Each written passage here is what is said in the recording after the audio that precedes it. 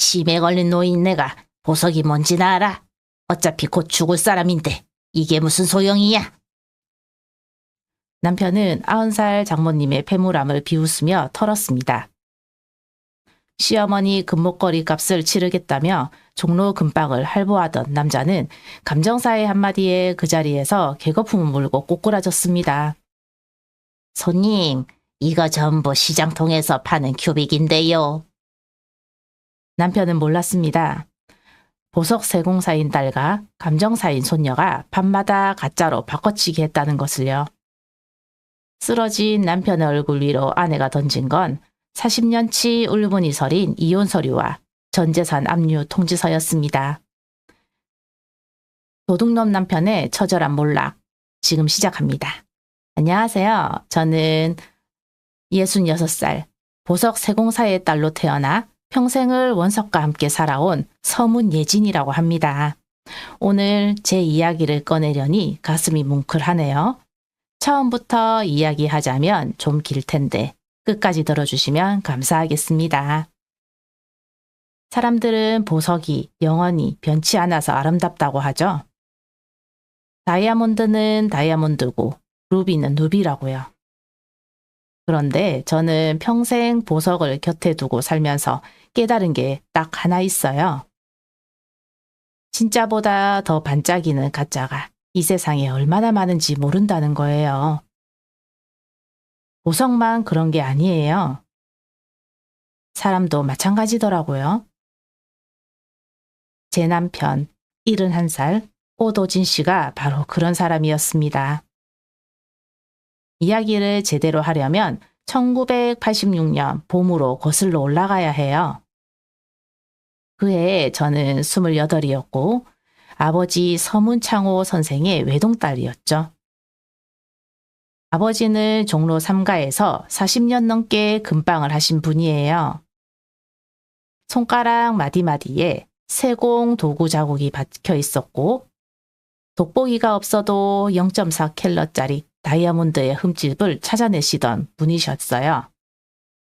동네 사람들은 아버지를 보석 귀신이라고 불렀습니다.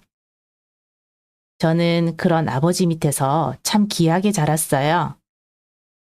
어릴 때부터요, 아버지 작업실에서 놀았거든요. 다른 아이들이 인형놀이 할 때 저는 원석 조각을 만지작거리고 있었죠. 15살 때 처음으로 음반지를 세공했는데 아버지가 그걸 들여다보시더니 고개를 끄덕이셨어요. 아버지는 말이 없는 분이셨거든요. 그 고개 끄덕임 하나가 100마디 칭찬보다 무거웠습니다. 25부터는 아버지 금방에서 본격적으로 일을 배웠어요. 세공대 앞에 앉아 루페로 보석을 들여다보고 있으면 세상이 멈춘 것 같았죠. 0.1mm의 오차도 허용하지 않는 그 세계가 저는 좋았어요. 거짓이 없었으니까요. 보석은 속이지 않거든요. 빛을 비추면 진짜는 진짜의 빛을, 가짜는 가짜의 빛을 내요. 그때는 사람도 그럴 줄 알았습니다. 1986년 3월 아버지 오랜 거래처 사장님이 중매를 섰어요. 상대가 바로 오도진 씨였습니다. 31살 중견 건설회장 현장 소장이라고 했어요. 첫 만남은 종로의 한 다방이었는데 그 사람은 양복을 번듯하게 차려입고 나왔더라고요. 구두가 거울처럼 번쩍였던 게 아직도 기억나요. 인사성이 밝고 웃음이 넉넉했죠. 아버지 앞에서 두 손을 무릎 위에 가지런히 올려놓고 고개를 숙였어요. 아버지한테 이렇게 말하더라고요. 아버님, 예진 씨를 제가 평생 보석처럼 모시겠습니다.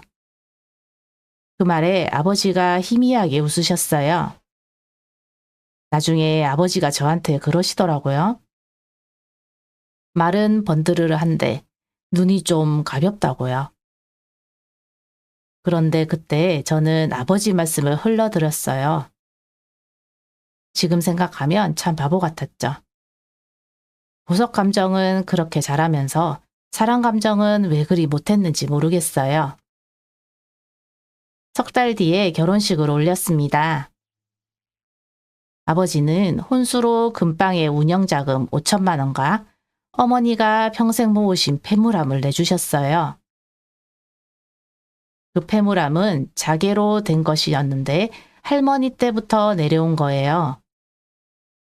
안에는 2캐럿짜리 다이아몬드 브로치, 미얀마산 루비 귀걸이, 에메랄드 반지, 그리고 진주 목걸이 3점이 들어있었죠. 시가로 따지면 3천만 원은 넘었을 거예요. 1986년에 3천만 원이면 종로의 작은 가게 하나를 살 수 있는 돈이었습니다. 어머니가 그 폐물함을 제 손에 쥐어주시면서 그러셨어요. 예진아, 이건 네 할머니가 나한테 주시고 내가 네한테 주는 거다. 함부로 팔지 마라. 네 딸한테 물려줘라. 어머니 눈이 촉촉하셨던 게 지금도 서네요. 그때 저는 고개를 꾸벅 숙이며 절대 그러겠다고 약속했습니다. 그 약속을 40년 동안 지킨 건 저였고 깨뜨리려고 한 건 남편이었어요. 결혼 후 첫 달은 괜찮았어요.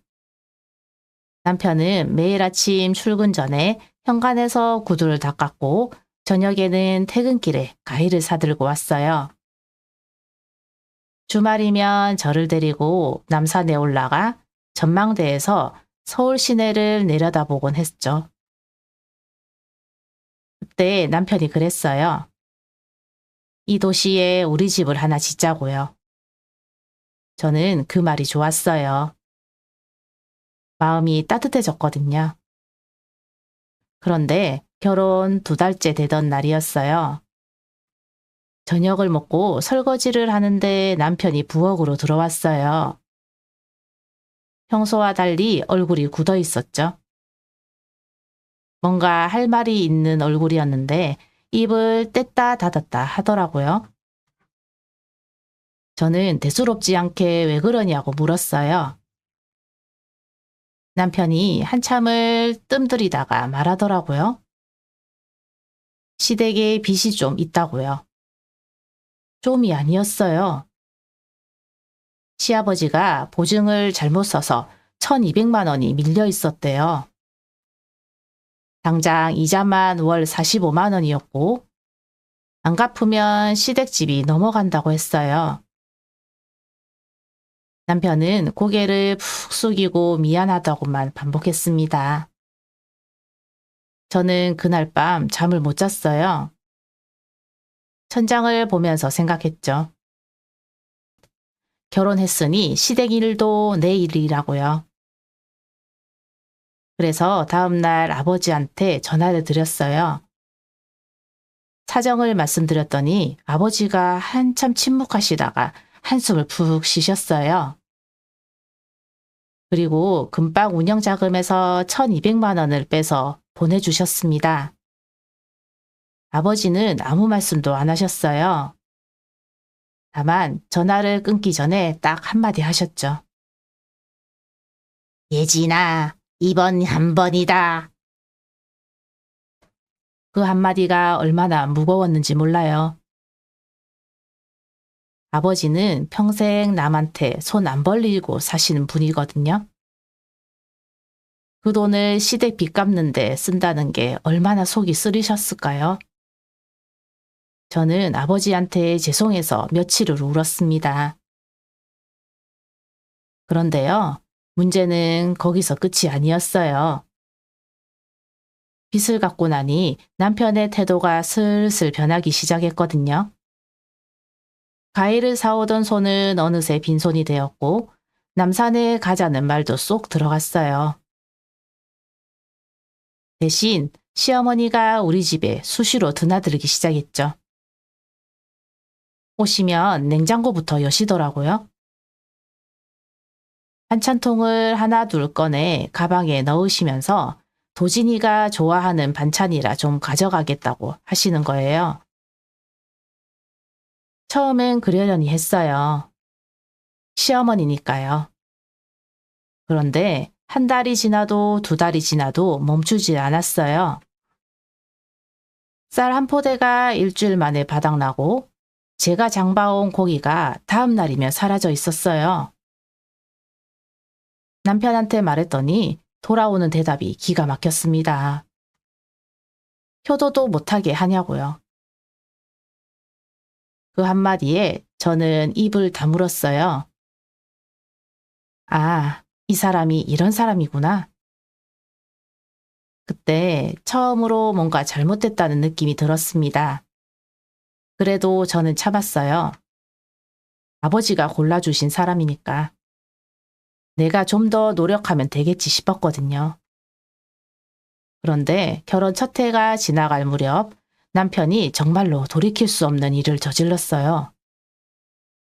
아버지가 금방 운영 자금으로 맡겨두셨던 나머지 3,800만 원을 몰래 빼돌린 거예요.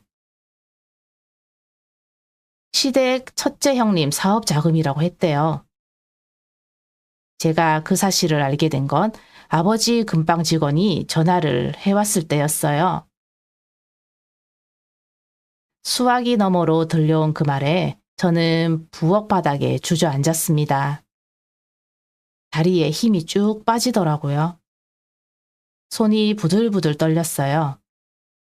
입안이 바싹 말라서 물을 마셔도 모래를 삼키는 것 같았죠.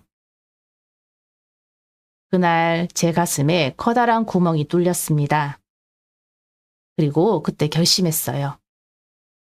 이 사람에게 내 진짜 마음을 절대 주지 않겠다고요. 진짜 보석을 숨기고 가짜 껍데기만 보여주며 살겠다고요. 그렇게 40년 껍데기 부부의 세월이 시작되었습니다.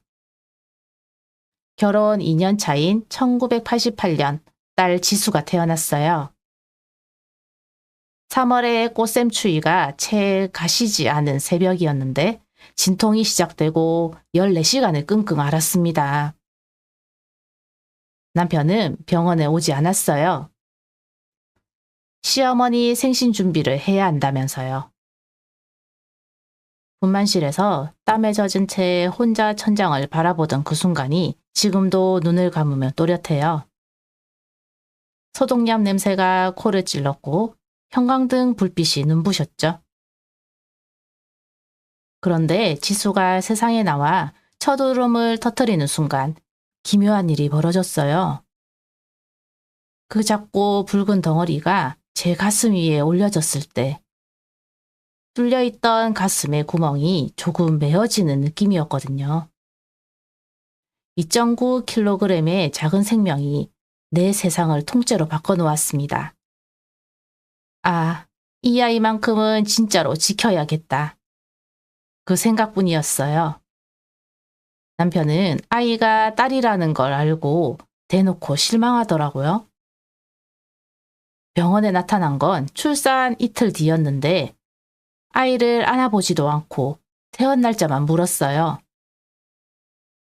시어머니는 더했죠. 아들을 못 낳았다고 산후조리원 대신 시댁으로 오라고 하시더라고요. 저는 그 말을 듣고도 아무 표정을 짓지 않았어요. 이미 마음의 문을 닫은 뒤였으니까요. 껍데기가 되기로 한 사람은 상처도 껍데기로 받아들이게 되더라고요. 산후조리는 친정어머니가 해주셨어요. 어머니가 미역국을 끓여오시면서 눈물을 훔치시던 모습이 떠오르네요. 어머니는 말씀은 안 하셨지만 다 알고 계셨을 거예요. 딸의 결혼 생활이 어떤지를요. 그래도 어머니는 참으셨어요. 아버지 체면을 생각하셔서였죠. 중매로 맺어진 혼사를 깨면 아버지 얼굴에 먹칠하는 거라고 생각하셨을 테니까요. 지수가 돌이 지나고 2살이 되고 유치원에 갈 나이가 되었어요. 그 사이 남편은 변함없이 월급의 절반을 시댁에 갖다 바쳤습니다. 매달 25일이면 어김없이 봉투를 챙기더라고요. 저한테 생활비로 주는 건 80만 원이었는데 시댁에 보내는 건 120만 원이었어요. 제가 아버지한테 배운 세공 기술로 부업을 하지 않았으면 지수 분유값도 못 댔을 거예요. 새벽 4시에 일어나서 세공대 앞에 앉았어요.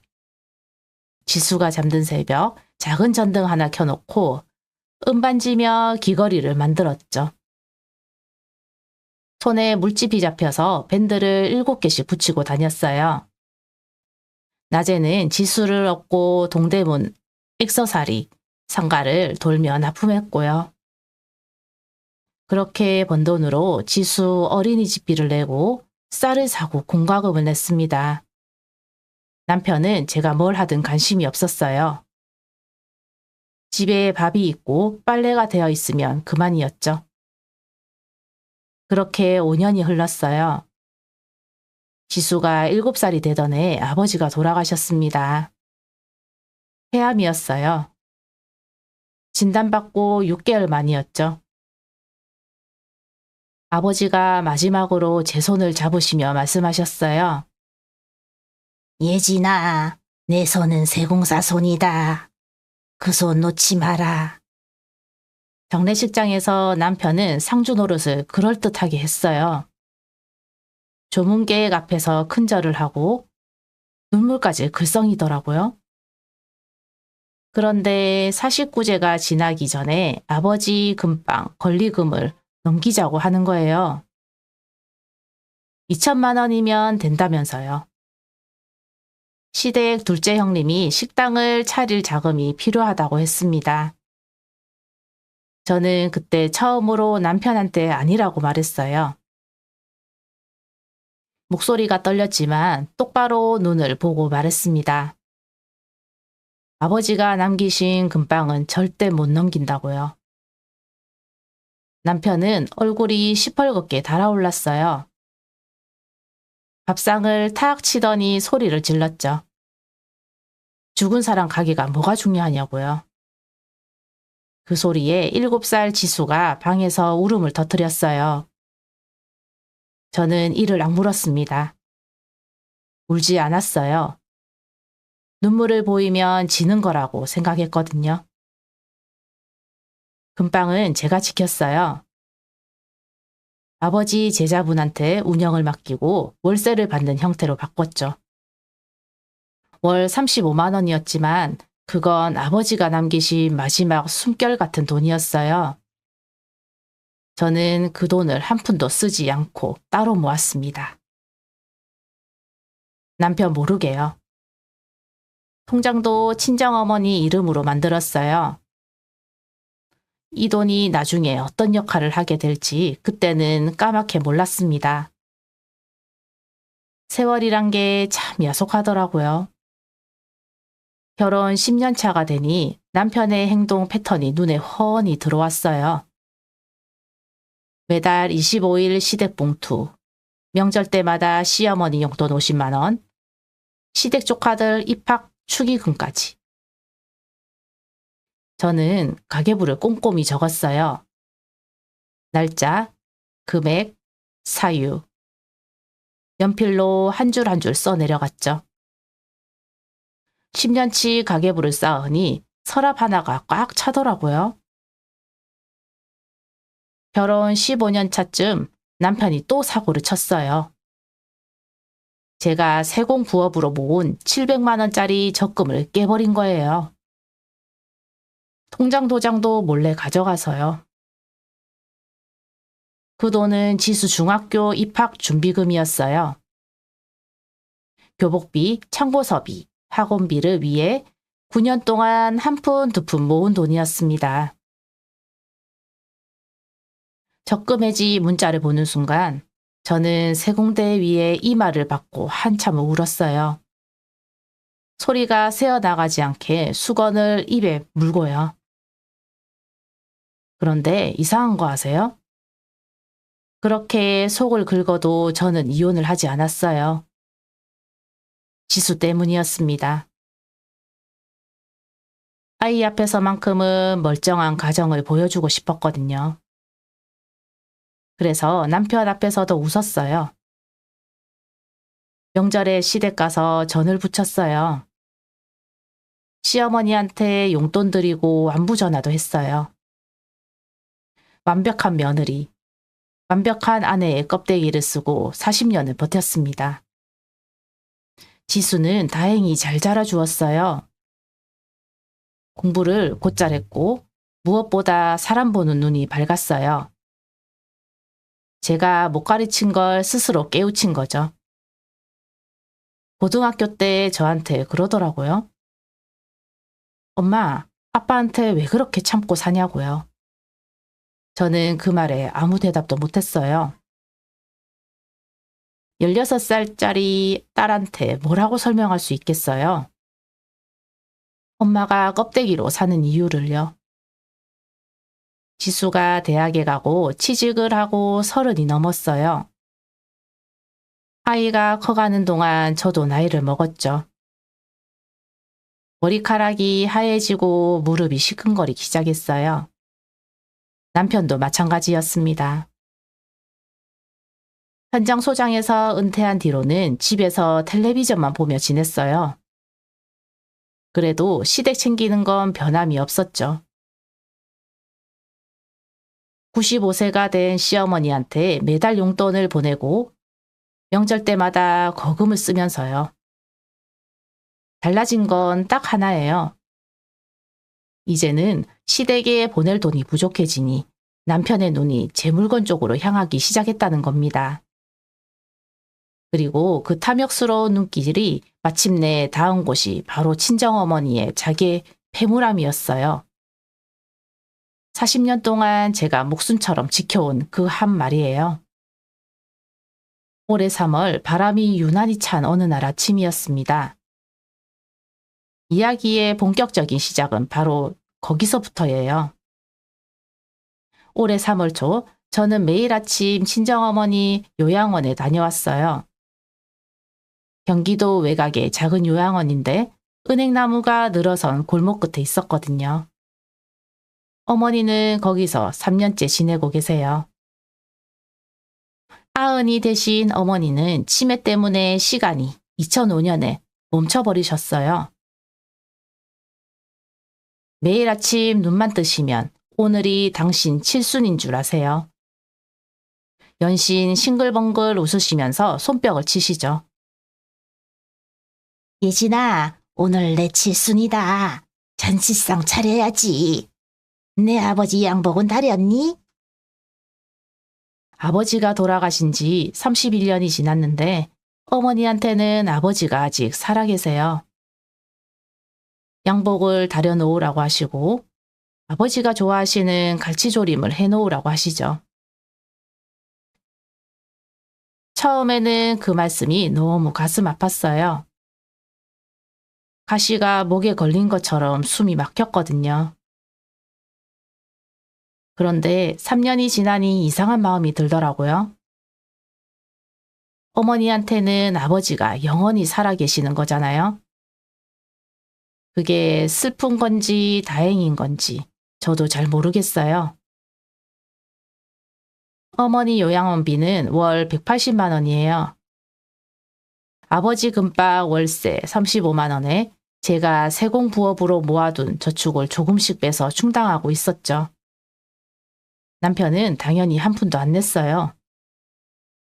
장모 요양비를 왜 자기가 내냐면서요. 그 말을 들을 때마다 이가 갈렸지만 내색하지 않았습니다.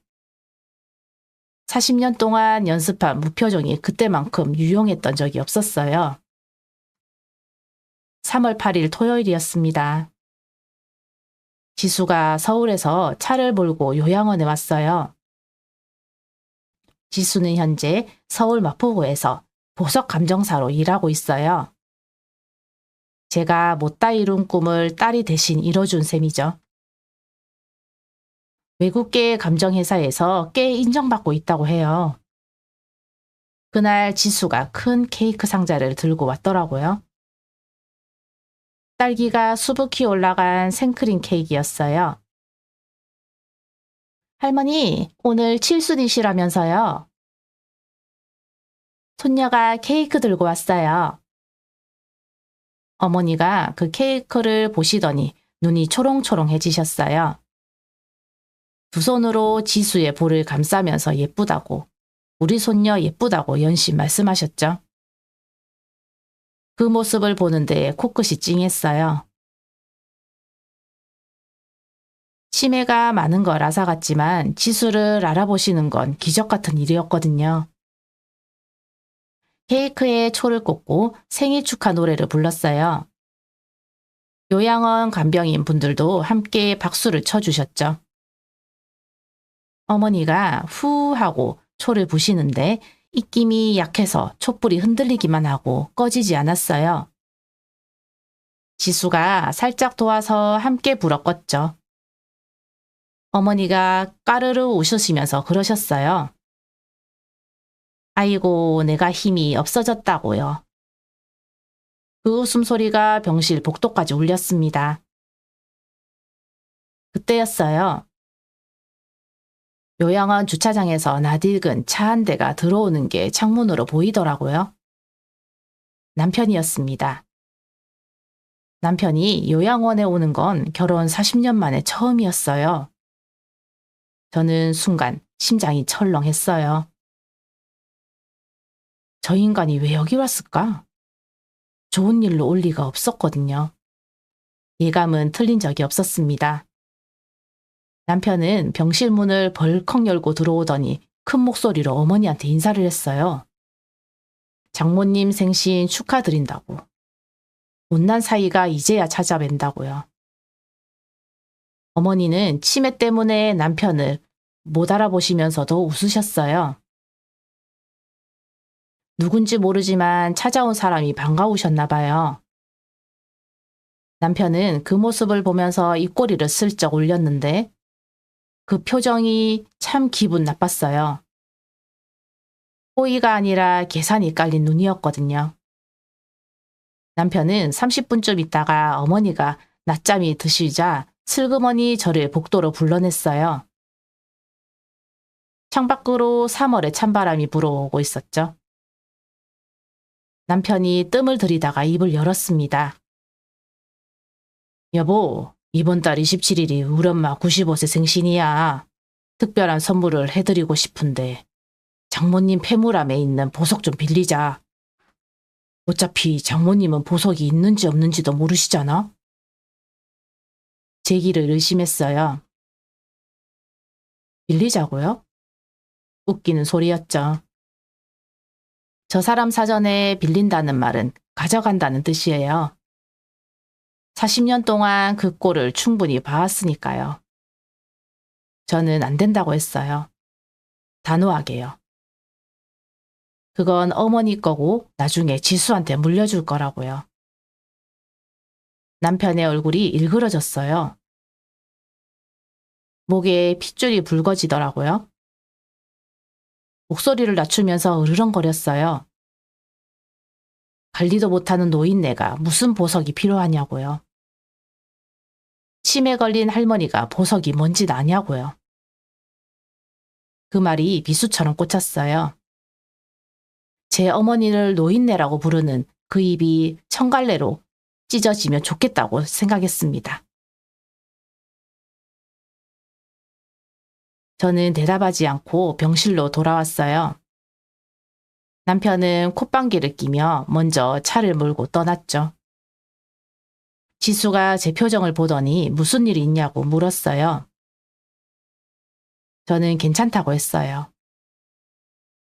언제나 그랬듯이요. 하지만 그날 밤 요양원에서 돌아와 현관문을 열었을 때 직감했습니다. 남편이 분명히 실행에 옮길 거라고요. 그래서 저는 그날 밤 지수에게 전화를 걸었어요. 밤 11시가 넘은 시각이었죠. 지수는 전화를 받자마자 제 목소리에서 뭔가를 감지했나 봐요. 엄마 무슨 일이냐고 다급하게 물었거든요. 저는 조용히 말했어요. 아빠가 할머니 폐물함을 노리고 있다고. 그러니 보험을 좀 들어야겠다고요. 지수는 잠시 침묵하더니 알겠다고 했어요. 그러면서 이렇게 말하더라고요. 엄마, 내가 회사에서 쓰는 고급 큐빅이 있어.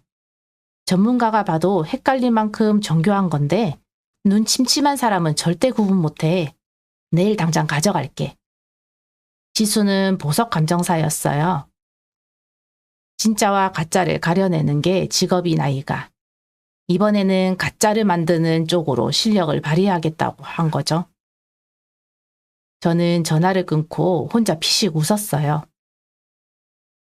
보석 세공사의 피가 딸한테 흐르고 있구나 싶었거든요. 다음 날부터 저는 작전을 시작했습니다. 남편이 출타한 틈을 타서 안방 장로 깊숙이 넣어둔 자개 폐물함을 꺼냈어요. 40년 만에 뚜껑을 여니 세월의 먼지가 보슬보슬이었죠. 안에는 2캐럿 다이아몬드 브로치, 미얀마산 루비 귀걸이, 에메랄드 반지, 진주 목걸이 3점이 고스란히 들어있었어요. 어머니의 체온이 뵌 것 같은 온기가 손끝에 전해졌습니다. 지수가 퇴근 후에 집에 와서 보석들을 하나씩 살폈어요. 루페를 들고 찬찬히 들여다보더니 감탄하더라고요. 할아버지가 고르신 보석답게 하나하나가 명품이라고요. 지수는 가져온 큐빅들을 테이블 위에 늘어놓았어요.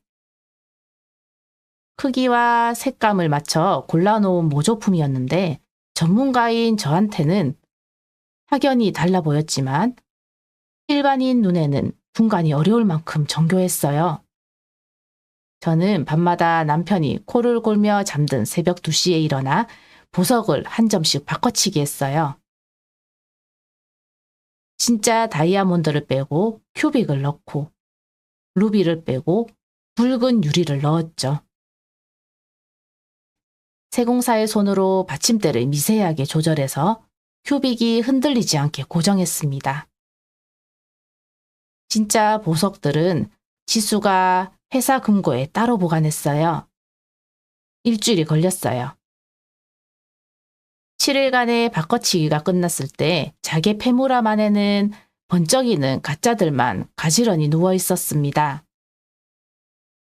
남편의 탐욕스러운 눈에는 천상의 보물로 보이겠죠? 저는 폐물함 뚜껑을 닫으며 속으로 중얼거렸어요. 자, 이제 가져가 봐라. 어디 한번 가져가 보라고. 3월 15일이었어요. 토요일 아침이었는데 저는 평소처럼 새벽 5시에 일어나 세수를 하고 요양원에 갈 준비를 했어요. 현관에서 신발을 신는데 거실에서 인기척이 나더라고요. 남편이 소파에 앉아 텔레비전을 보고 있었어요. 보통 주말이면 9시까지 코를 골며 자는 사람인데 이상하다 싶었죠. 눈이 마주치자 남편이 시선을 피하면서 어디 가냐고 물었어요. 요양원에 간다고 했더니 고개만 끄덕이더라고요. 그때 뭔가 느낌이 왔어요. 직감이라고 해야 할까요? 40년을 같이 살면 상대방 숨소리만 들어도 속마음이 읽히거든요. 저 인간이 오늘 움직이겠구나. 확신이 들었어요. 하지만 저는 모른 척 문을 닫고 나왔습니다. 일부러요. 요양원에 가서 어머니 아침밥을 챙겨드리고 머리를 빗겨드리면서 지수한테 문자를 보냈어요. 오늘 아버지가 움직일 것 같다고요. 지수가 바로 답장을 보내왔어요. 알겠다고. 걱정 말라고요. 저는 어머니 곁에 앉아 평소보다 더 오래 있었어요. 어머니는 오늘도 칠순이라며 기뻐하셨죠. 케이크를 또 먹고 싶다고 하시길래 요양원 매점에서 작은 카스텔라를 사다 드렸어요. 어머니가 카스텔라를 두 손으로 받아들고 한 입 베어 무시는 모습이 어린아이 같았어요. 오후 3시쯤에 집에 돌아왔어요. 현관문을 열자마자 알았어요. 공기가 달라졌거든요. 안방문이 열려 있었고 장롱 서랍이 비스듬히 빠져 있었어요. 남편의 구두가 현관에 없었죠. 저는 천천히 안방으로 걸어갔습니다. 장롱 안쪽 깊은 곳에 넣어둔 보자기가 풀려 있었어요. 자기의 폐물함이 사라져 있었습니다. 가슴이 뛰었어요. 흥분이 아니라 분노였어요. 알고 있었고 준비도 되어 있었지만 막상 닥치니 속이 부글부글 끓었거든요. 그래도 덜컥 전화해서 추궁하지 않았어요. 저는 40년을 참은 사람이에요. 하루도 못 참겠어요? 남편이 스스로 덫에 걸려들게 놔두는 게 더 통쾌하니까요. 저녁 8시가 넘어서야 남편이 돌아왔어요. 현관문이 열리는 소리가 유난히 크게 들렸죠. 남편은 기세등등한 표정이었어요. 입꼬리가 기에 걸린 것처럼 올라가 있었고 걸음걸이에 콧바람이 실려 있었죠. 한 손에는 종이 가방을 들고 있었는데 안에 뭐가 들어있는지 짐작이 갔어요. 남편은 저를 보더니 거실 소파에 떡하니 앉으면서 말했어요. 여보, 나 오늘 우리 엄마 생신 선물 예약하고 왔다. 종로 3가에 있는 금방에 특별 제작 맡겼어. 3천만 원짜리 목걸이야. 3천만 원이라는 숫자에 기가 번쩍 뜨였어요. 남편 월 연금이 120만 원인데 어디서 그런 돈이 나왔을까? 물어봤더니 사채를 좀 썼다면서 대수롭지 않게 말하더라고요. 폐물한 보석으로 값을 치를 거니까 금방 갚을 수 있다면서요. 폐물함이라는 단어를 입에 올리는 순간에도 눈 하나 깜짝하지 않았어요. 도둑질을 해놓고 당당한 그 꼴이 역겹더라고요. 저는 아무 말도 하지 않았어요. 부엌으로 가서 물 한 잔 따라 마셨죠. 손이 살짝 떨렸지만 숨을 깊이 들이쉬며 가라앉혔어요. 그리고 지수한테 전화를 걸었습니다. 아빠가 폐물함을 가져갔다고 종로 근방에 보석을 넘기려 한다고요. 지수는 조용히 듣더니 이렇게 말했어요. 엄마, 그 근방 어딘지 알아? 종로 3 가면 혹시 창호세공 아는 박 사장님 가게 아니야? 맞았어요. 남편이 예약했다는 그 근방이 바로 아버지의 오랜 지인인 박 사장님 가게였어요. 종로 3가 금은방 골목에서 50년 넘게 장사하신 분이죠. 아버지 장례식 때도 오셔서 펑펑 우시던 분이에요. 남편은 그걸 몰랐을 거예요. 본인이 찾아간 금방이 장인어른 인맥이라는 걸요. 지수가 박 사장님한테 연락을 해두겠다고 했어요. 상황을 미리 알려두겠다고요. 저는 알았다고 하고 전화를 끊었습니다. 그날 밤 남편은 거실에서 계산기를 두드리고 있었어요. 시어머니 목걸이 디자인 카탈로그를 펼쳐놓고 혼자 흐뭇해하더라고요. 22캐럿 금의 다이아몬드를 박은 목걸이였는데 사진만 봐도 번쩍번쩍했어요. 시어머니 생일날 그걸 목에 걸어드리는 자기 모습을 상상하면서 희죽희죽 웃고 있었죠. 그 뒷모습을 보면서 저는 생각했어요. 저 사람의 효도는 언제나 남의 주머니에서 나왔다고요. 결혼 초 아버지 돈으로 시댁 빚을 갚을 때도, 제 적금을 빼서 시댁 조카 등록금을 낼 때도, 그리고 지금 어머니 폐물함을 훔쳐 시어머니 선물을 살 때도요. 남의 것을 빼앗아 자기 효도에 쓰는 게 이 사람의 일생이었어요. 그 효도가 진짜일 리 없죠. 도둑질한 돈으로 사는 선물은 결국 가짜 효도니까요. 3월 22일 남편이 폐물한 보석을 금방에 넘기기로 한 날이 다가왔어요. 아침부터 남편의 움직임이 분주했어요. 면도를 깔끔하게 하고 장롱에서 오래된 정장을 꺼내 입더라고요. 구두도 반질반질 닦았어요. 1986년 첫 선을 볼 때처럼요. 웃기더라고요. 사기를 치러 가면서도 차림새는 반듯하게 갖추는 그 허세가요. 남편이 보자기에 싼 폐물함을 들고 현관으로 나서면서 저한테 말했어요. 오늘 금방 가서 감정 받고 올게. 이 보석들 값치면 시어머니 목걸이 값 충분히 나올 거야. 관리도 못하는 노인네한테 보석은 필요 없어. 이걸로 우리 엄마 목에 금목걸이 해드리는 게 낫지. 관리도 못하는 노인네. 그 한마디에 온몸에 피가 거꾸로 치솟았어요. 이를 꽉 깨물었습니다. 혀끝에서 비린내가 났어요. 그래도 웃었어요. 표정 하나 흐트러지지 않고 다녀오라고 했죠. 남편이 문을 닫고 나간 뒤 저는 주방 의자에 앉아 두 주먹을 불끈 쥐었어요. 손톱이 손바닥에 박혀 빨간 자국이 남았습니다. 지수한테 전화했어요. 아빠가 출발했다고요. 지수가 알겠다면서 자기도 종로로 가겠다고 했어요. 박 사장님한테 다 이야기해뒀으니 걱정 말라고요. 저는 전화를 끊고 시계를 봤어요. 오전 10시 15분이었어요. 남편이 종로 근방에 도착하려면 1시간 정도 걸릴 거예요. 저는 거실 소파에 앉아 멀거니 벽시계를 바라봤어요.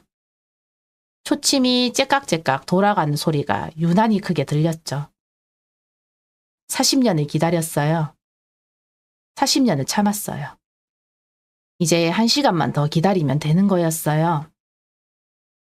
숨을 깊이 들이마셨다가 천천히 내쉬었습니다. 가슴속에서 무언가가 단단하게 뭉쳐지는 느낌이 들었어요.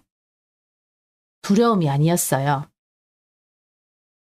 오래 숙성된 결심이 마침내 굳어지는 느낌이었습니다.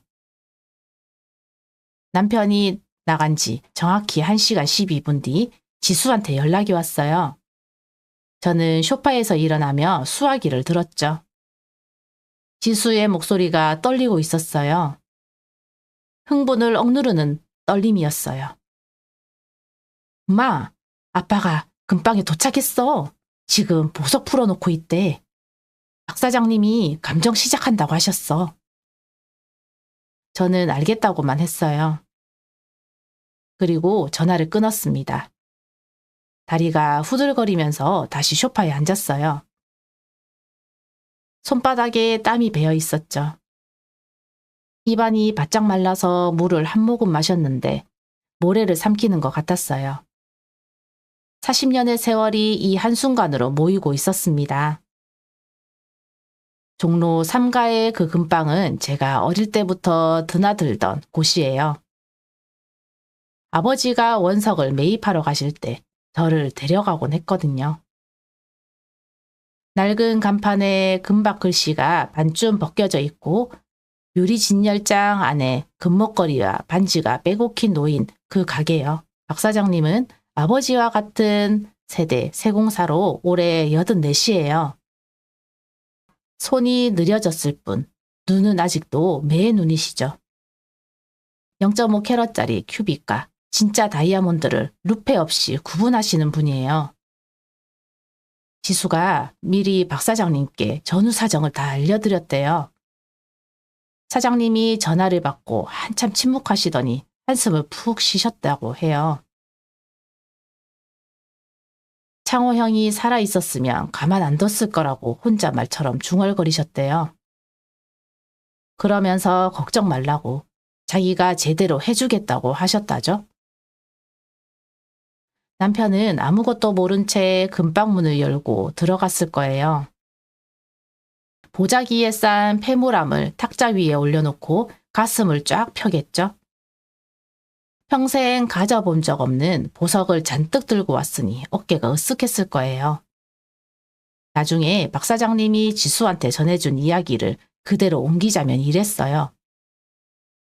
남편이 보자기를 풀고 폐물함 뚜껑을 열었대요. 안에 있는 보석들을 하나씩 꺼내 카운터 위에 올려놓으면서 목소리에 힘을 잔뜩 줬다더라고요. 어머니가 평생 모으신 보석인데 이걸로 금목걸이를 하나 맞추고 싶다고. 22캐럿 금의 다이아몬드를 박아달라고 했대요. 예약금으로 사채에서 빌린 500만 원을 내밀면서요. 박 사장님이 루페를 꺼내 들고 보석을 하나씩 살피기 시작하셨대요. 다이아몬드 브로치부터 들여다보셨죠. 3초면 충분했을 거예요. 그 다음 루비 귀걸이, 에메랄드 반지, 진주 목걸이까지. 사장님이 루페를 내려놓고 안경을 벗으시더니 남편을 똑바로 바라보셨다고 해요. 손님, 이건 보석이 아니라 애들 장난감인데요. 남편이 무슨 소리냐며 되물었대요. 사장님이 다시 한번 천천히 말씀하셨죠. 이 다이아몬드는 큐빅이고 루비는 합성유리고 에메랄드는 플라스틱이고 진주는 조개 분말을 코팅한 모조품이라고요. 시가로 다 합쳐봐야 3만 원치도 안 된다고요. 3천만 원이 3만 원이 된 겁니다. 1000배가 증발한 거예요. 남편의 얼굴이 흑빛으로 변했대요. 눈이 희둥그레지면서 입이 벌어졌다고 해요. 거짓말 하지 말라고. 이게 가짜일 리 없다고 소리를 질렀다더라고요. 사장님이 카운터 위에 큐빅을 하나 집어들어 유리 위를 긁으셨대요. 진짜 다이아몬드는 유리에 흠집을 내지만 큐빅은 미끄러지기만 하거든요. 돌이 유리 위에서 스르륵 미끄러지는 소리가 금방 안에 울렸대요. 남편은 그걸 보는 순간 다리에 힘이 풀렸다고 해요. 카운터를 붙잡으려다 손이 미끄러졌고 그 자리에서 무릎이 꺾이면서 바닥에 주저앉았대요. 입가에 하얀 거품이 일렀고 눈이 뒤집어졌다더라고요. 박 사장님이 깜짝 놀라서 119에 전화하셨죠. 구급대원이 도착할 때까지 7분이 걸렸는데 남편은 바닥에 누운 채 씩씩거리기만 했대요. 그 연락을 받은 건 지수였어요.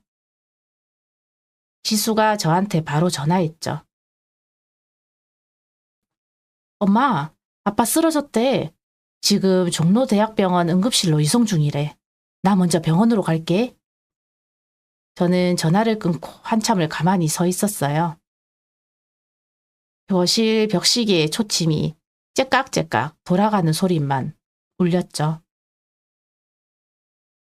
가슴이 뻥 뚫리는 느낌이 든 줄 알았어요. 통쾌할 줄 알았어요. 그런데 이상하게 아무 감정이 없었어요. 기쁘지도 슬프지도 않았어요. 그냥 텅 비어 있었어요. 40년 동안 꽉 차 있던 분노가 한꺼번에 빠져나가는 것 같았어요. 바람 빠진 풍선처럼 쭈글쭈글한 기분이었습니다. 옷을 갈아입고 병원으로 갔어요. 택시를 탔는데 창밖으로 3월의 서울이 흘러갔어요. 벚꽃이 아직 피지 않은 앙상한 가로수들이 바람에 흔들리고 있었죠. 택시 안의 라디오에서 오래된 트로트가 흘러나왔는데 가사가 하나도 귀에 안 들어오더라고요. 종로 대학병원 응급실에 도착하니 소독약 냄새가 코를 찔렀어요. 지수가 복도에서 기다리고 있었죠. 지수의 눈이 뻘겋게 충혈되어 있었는데 울어서가 아니라 잠을 못 자서 그런 거라고 했어요. 며칠째 이 일 때문에 신경이 곤두서 있었대요. 커튼을 젖히고 들어가니 남편이 링거를 꼽은 채 침대에 누워 있었어요. 얼굴이 잿빛이었고 입술이 바싹 말라 갈라져 있었죠. 눈은 천장을 향해 멍하니 떠 있었어요. 의사 선생님이 과도한 스트레스로 인해 가호흡과 일시적 실신이라고 했어요. 생명에는 지장은 없지만 혈압이 많이 올라가 있으니 안정이 필요하다고요. 남편이 저를 보더니 떨리는 목소리로 말했어요. 여보, 그 보석이 다 가짜래. 어떻게 된 거야? 3천만 원치가 3만 원이래. 저는 침대 옆 의자에 앉았어요. 남편의 눈을 가만히 들여다봤습니다. 그 눈에 공포가 서려 있었어요. 보석이 가짜라는 공포가 아니었어요. 사채 500만 원을 갚을 길이 막막하다는 공포였죠. 역시나 이 사람은 끝까지 돈밖에 몰랐어요. 저는 핸드백에서 서류 봉투 하나를 꺼냈습니다. 갈색 봉투 겉면에 아무 글씨도 적혀 있지 않았어요. 하지만 그 안에는 40년의 세월이 빼곡히 담겨 있었죠. 남편이 그 봉투를 보더니 눈을 깜빡였어요. 이게 뭐냐고 물었죠. 저는 봉투를 침대 위에 올려놓으며 말했어요. 당신이 40년 동안 내 곁에서 훔쳐간 것들의 목록이야. 읽어봐. 남편의 손이 부들부들 떨리면서 봉투를 열었어요. 안에는 A4 용지 12장이 들어있었습니다. 제가 40년 동안 적어온 가계부를 날짜별로 정리한 명세서였어요. 첫 장 맨 위에는 1986년 6월 시댁비 대납 1200만 원이라고 적혀 있었죠. 그 아래로 금방 운영 자금 횡령 3800만 원, 지수 적금 해지 700만 원, 시대 경조사비 누적 2340만 원. 숫자가 끝없이 이어졌어요. 마지막 장에는 2026년 3월 친정어머니 폐물암 절도라고 굵은 글씨로 적혀 있었고 그 아래에 이혼 합의서가 첨부되어 있었습니다. 저는 그 서류를 3달 전부터 준비했어요. 지수가 소개해준 변호사 사무실에 다니면서 하나하나 공증을 받았죠. 변호사 선생님이 기록을 보시더니 고개를 절레절레 흔드셨어요. 40년치 증거를 이렇게 꼼꼼히 모은 사람은 처음 본다고요. 남편은 서류를 읽어 내려가다가 손이 멈췄어요.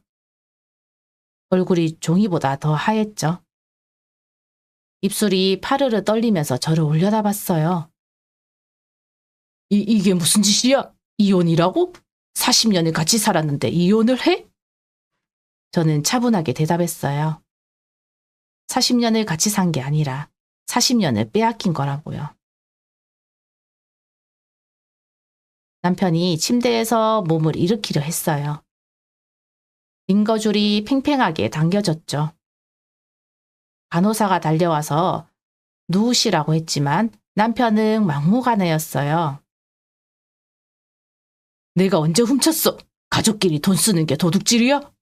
내가 우리 엄마 챙기는 게 그렇게 잘못이야? 목소리가 점점 커졌어요. 응급실 커튼 너머로 다른 환자들이 웅성거리는 소리가 들렸죠. 저는 자리에서 일어나지 않았어요. 눈도 깜빡이지 않았어요. 40년 동안 이 순간을 준비한 사람은 흔들리지 않거든요. 도진 씨, 당신은 내 아버지 돈을 훔쳤어. 내 딸 적금을 훔쳤어. 내 어머니 폐물함을 훔쳤어. 그리고 내 인생의 40년을 훔쳤어. 이 서류에 도장 찍어. 남편의 눈에 물기가 고였어요. 저는 그 눈물이 진짜인지 가짜인지 구분할 수 있었어요. 감정사의 딸이니까요. 그건 반성의 눈물이 아니었어요. 공주에 몰린 짐승이 흘리는 눈물이었죠. 사채에 500만 원에 시어머니 목걸이 예약금까지.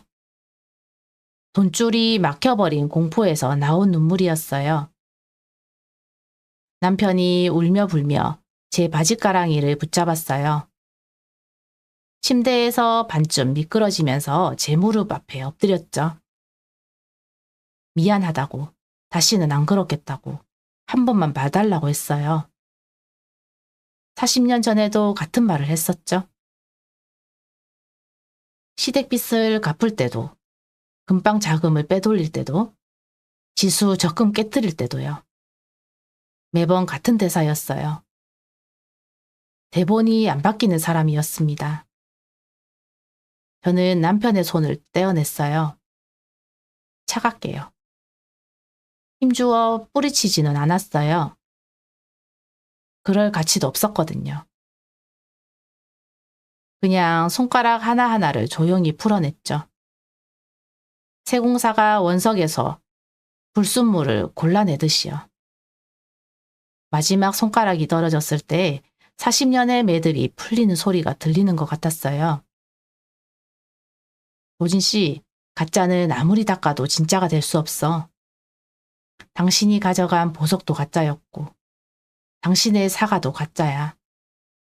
나는 이제 진짜 내 인생을 살려고 해. 지수가 커튼 밖에서 들어왔어요. 딸의 눈이 단단하게 빛나고 있었죠.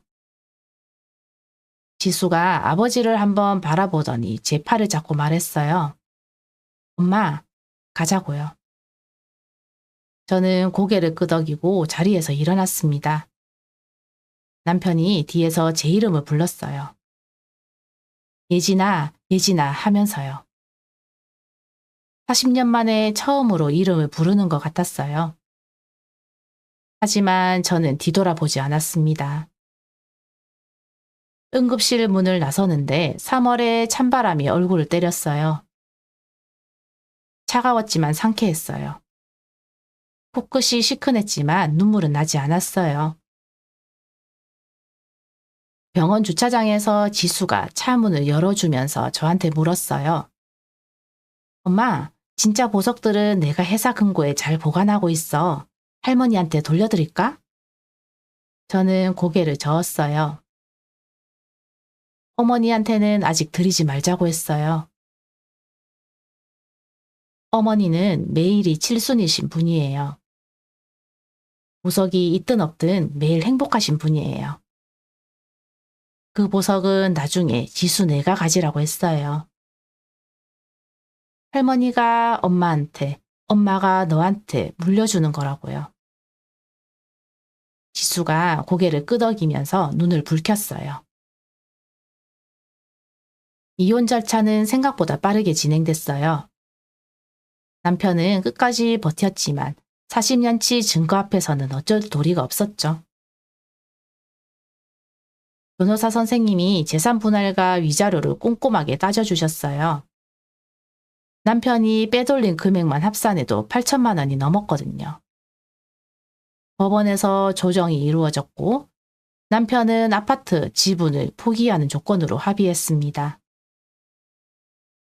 시어머니 95세, 생신은 어떻게 됐냐고요? 남편이 예약한 3천만 원짜리 목걸이는 당연히 취소됐어요. 사채 500만 원은 남편이 알아서 갚아야 했죠. 시어머니한테는 뭐라고 했는지 모르겠어요. 솔직히 알고 싶지도 않았어요. 지금 저는 경기도 외곽의 조용한 마을로 이사했어요. 어머니 요양원에서 버스로 20분 거리예요. 매일 아침 어머니한테 가서 머리를 빗겨드리고 오후에는 작은 방에 세공 책상을 놓고 일을 해요. 아버지가 남기신 도구들을 꺼내 다시 손에 쥐었는데 68년이 된 이 손에 도구가 착 감기는 게 참 묘하더라고요. 마치 처음부터 이 자리에 있어야 하는 것처럼요. 지수는 주말마다 찾아와요. 할머니 케이크를 사들고요. 할머니는 오늘도 칠순이라며 웃으세요. 지수가 초를 꽂고 노래를 부르면 어머니가 후 하고 부세요. 이제는 촛불이 꺼지지 않아도 괜찮아요. 불지 못하는 촛불도 매일 되풀이 되는 칠순도 그게 우리 가족의 모습이니까요. 어제 세공 책상 위에서 작은 은반지를 하나 완성했어요. 반지 안쪽에 글씨를 새겼는데 진짜라고 두 글자를 넣었어요. 아버지가 처음 제 세공을 보고 고개를 끄덕이셨던 그때처럼 저도 제 작품을 들여다보며 고개를 끄덕였습니다. 여러분, 혹시 지금 주변에 가짜 보석 같은 사람 때문에 마음앓이 하고 계신가요? 너무 속상해하지 마세요. 진짜 보석은 시련을 견뎌낸 뒤에야 비로소 은은하게 빛을 낸답니다. 원석이 아름다운 보석이 되려면 깎이고 다듬어지는 시간이 필요하듯이 우리 인생도 마찬가지예요. 여러분의 삶도 지금 이 순간 가장 귀한 보석처럼 빚어지고 있는 중일 거예요. 제 긴 이야기 끝까지 들어주셔서 참 고맙습니다. 오늘도 편안한 밤 되세요. 감사합니다.